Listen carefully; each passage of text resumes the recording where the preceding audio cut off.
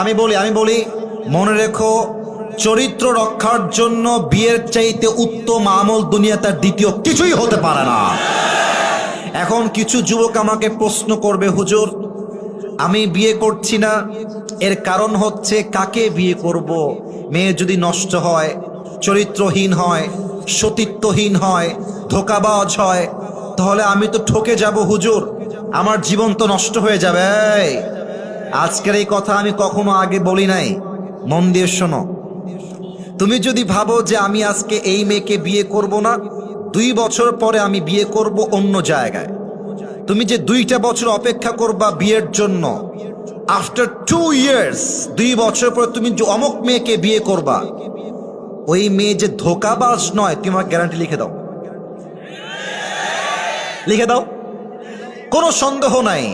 হতে পারে সে ধোঁকাবাজ, হতে পারে সে চিটার বাটপার, আবার হতে পারে সে চরিত্রবান, ঠিক কিনা বলেন? তো এখন তুমি দেখো, তুমি যদি এখন বিয়ে করো অথবা পরে বিয়ে করো, তুমি জিততেও পারো, ঠকতেও পারো, 2টার সম্ভাবনা আজীবন থাকবে। কিন্তু একটু বুঝে শোনো, তুমি যদি 2টা বছর বিয়েকে আটকে দাও, 1টা বছর বিয়েকে আটকে দাও, শুধুমাত্র ধোঁকা খাওয়ার ভয়ে, শুধুমাত্র নষ্ট মেয়ে বিয়ে করবা কিনা সেই ভয়ে, বেটা তুমি যে 2টা বছর বিয়ে ছাড়া থাকলা, তোমার চোখের যে গুনাহ হলো, তোমার যৌবনের যে গুনাহ হলো, তুমি যে পর্নোগ্রাফি দেখলা, হিন্দি গান দেখলা, রাস্তায় গায়রে মাহরামকে চোখ তুলে দেখলা, এটার বিচার তোমার কে করবে বলো?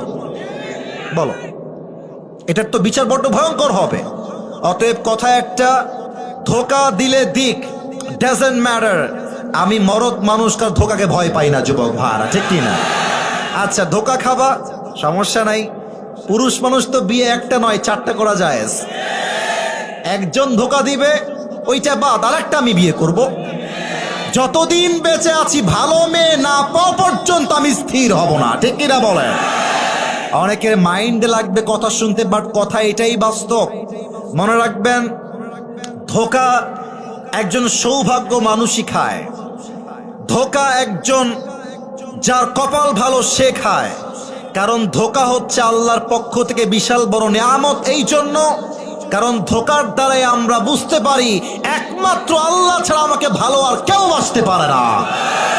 আমার রবি আমার প্রকৃত বন্ধু, আমার রবি হচ্ছে আমার আসল কাছের সত্তা। অতএব ধোঁকা খেয়ে যাব, মেয়ে খারাপ হবে, না না না এখন বিয়ে করবো না, আরো সময়, আরো 2 বছর, আরো 1 মাস, বেটা যত সিঙ্গেল থাকবা হায়াত নষ্ট হবে, তোমার এনজয়মেন্ট নষ্ট হয়ে যাবে যুবক ভাইরা, ঠিক কিনা? আল্লাহ প্রত্যেকটা যুবককে সময় মতো চরিত্রবান মেয়ে দেখে বিয়ে করার তৌফিক দান করে।